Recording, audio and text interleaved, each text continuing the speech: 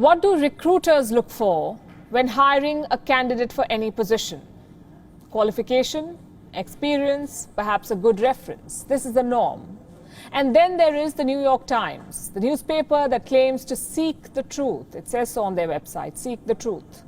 Right now they're seeking a correspondent in India. What is the job description? The person must be anti-establishment, anti-Modi. And this is not our interpretation. The New York Times spells this out in as many words. Let me read out the job description for you. Mr. Modi is advocating a self-sufficient muscular nationalism centered on the country's Hindu majority. That vision puts him at odds with the interfaith, multicultural goals of modern India's founders. And just in case you're wondering, I'm reading from the so-called job description of the New York Times. It's not an opinion piece, although it sounds like one. These scathing lines are designed to attract a candidate who will fill the role of a business correspondent for the New York Times, not an opinion writer, mind you, a correspondent. Slight problem. Reporting requires objectivity. What the NYT is looking for is a candidate who looks at every story through a prism of prejudice.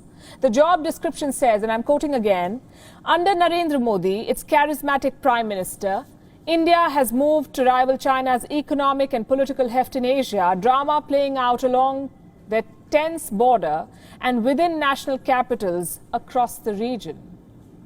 What kind of recruitment ad is this? When was the last time you saw a recruitment ad like this? At least I have never seen something like this. This edit piece/job ad was posted 4 days ago. But the NYT's anti-India bias is much older. I'll give you a sample. In March 2019, the New York Times wrote, after India loses dogfight to Pakistan, question arises about its vintage military. Absolute fiction. The fact is, India never lost a dogfight to its western neighbor. The publication talks about India's MiG-21 Bison being hit. It conveniently leaves out the fact that a Pakistani F-16 was also shot down. In March this year, a headline in the New York Times declared that India's system is broken. In May, it said India's outbreak is a danger to the world. The danger is the virus from China and its Delta variant that caused so much suffering in India. But the New York Times likes to spin stories to suit its narrative. It misses no opportunity to paint India in a bad light. In the NYT's reportage, India is divided, defined by rapes and murders. In the NYT's India, death is the only truth. Pretty grim, isn't it? Also, pretty obviously biased. Remember a cartoon, this one, mocking India's space program. This was the New York Times' masterpiece. Clearly, they have some serious issues with India. And fair enough, every publication is entitled to its biases and opinions. But then, they should not claim to be the flag bearer of unbiased journalism.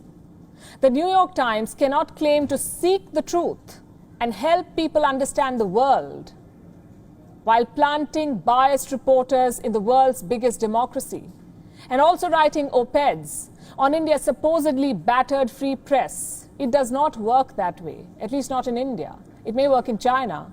Of all the publications, the NYT should know this. It reportedly received $50,000 from China's state propaganda outlet, the China Daily, in the last 4 years. $50,000. I'm not making this up. I'm citing documents filed by China Daily with the US Justice Department. Take a look. What was this money for? Well, who knows? Perhaps pushing a certain narrative. The NYT seems to be at it even in its job ads.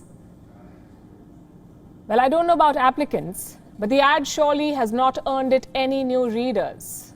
Over the last year, in fact, the NYT's murky journalism has also cost the paper some high-profile talent. In June last year, the NYT deplatformed its own editorial page editor, James Bennett. He met with protests inside his own newsroom for publishing an op-ed by a Republican senator. A month later, the NYT's editor and writer, Bari Weiss, resigned. She said that she was bullied and called a Nazi for her conservative views. In a resignation letter to the publisher, this is what she wrote. A new consensus has emerged in the press, but perhaps, especially at this paper, that truth isn't a process of collective discovery, but an orthodoxy already known to an enlightened few whose job is to inform everyone else. If a person's ideology is in keeping with the new orthodoxy, they and their work remain unscrutinized. Well, when you learn about its record, the job description barely comes as a surprise. As we speak, the New York Times is being slammed in India for its prejudice, bias, cancel culture and Hindu phobia. We also spoke to some of our viewers and experts from around the world, commentators, thought leaders. Listen into what they had to say.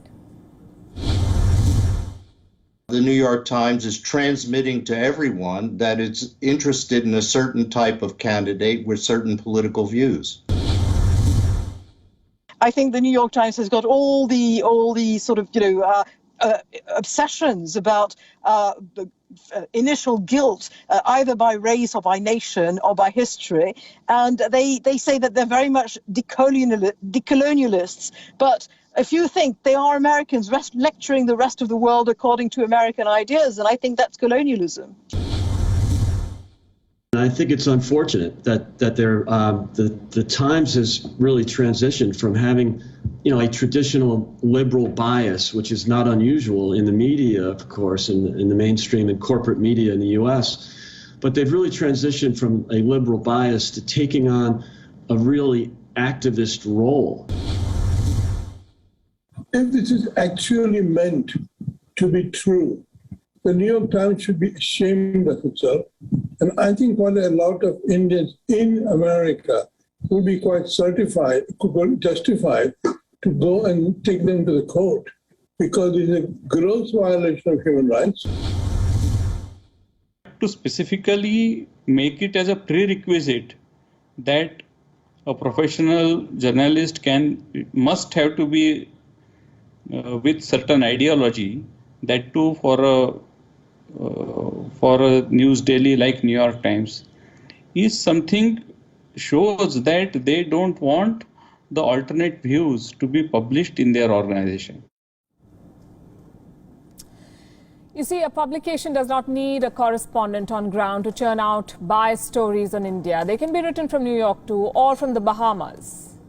So before bringing a reporter from New Delhi into its paybook, the NYT may want to bring some diversity, some objectivity, a slice of truth in its pages.